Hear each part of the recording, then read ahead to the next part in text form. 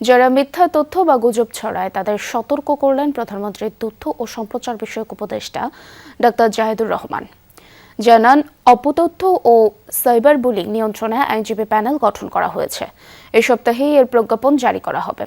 সচিবালয়ে সরকারের বিভিন্ন কার্যক্রমের অগ্রগতি তুলে ধরতে আয়োজিত নিয়মিত প্রেস ব্রিফিংয়ে তিনি এসব কথা বলেন। তিনি আরও বলেন, অপতথ্য ও সাইবার বুলিং সহ্য করবে না সরকার। 17 বছরে ফ্যাসিস্ট কাঠামো রাতারাতি পরিবর্তন করা সম্ভব নয় বলেও মন্তব্য করেন তিনি। জানান, পুলিশ ও প্রশাসনে থাকা গণ অভ্যুত্থানে হত্যা ও অপরাধে জড়িতদের বিরুদ্ধে পর্যায়ক্রমে ব্যবস্থা নেওয়া হচ্ছে।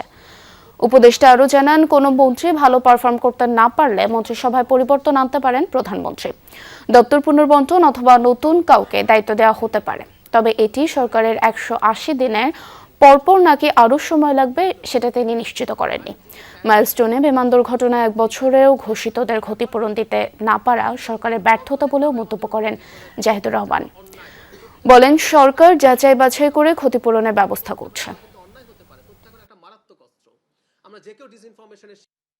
একটা জিনিসকে ভয় পেতে হবে, আপনি আইন ভাঙতে পারেন না। এখন আমরা আইনের নামে নিপীড়ন চালাবো কিনা, এটা হচ্ছে প্রশ্ন। উত্তর হচ্ছে না। আইনি প্যানেল, লয়ার্স প্যানেল তৈরি হচ্ছে, তারা জনগণকে বুঝিয়ে জানিয়ে কনভিন্স করতে পারবেন যে আমরা যে ব্যবস্থা নিয়েছি এটা ন্যায্য ছিল এবং এটা জনগণের স্বার্থে। আমি বলছি এটা শুধু ডিসইনফরমেশন বা বুলিং সরকারের বিরুদ্ধে না, কোনো ব্যক্তিও যদি আক্রান্ত হন, তিনি যদি সেটার প্রতিকার চান, সেই ব্যাপারেও সরকার কাজ করবে।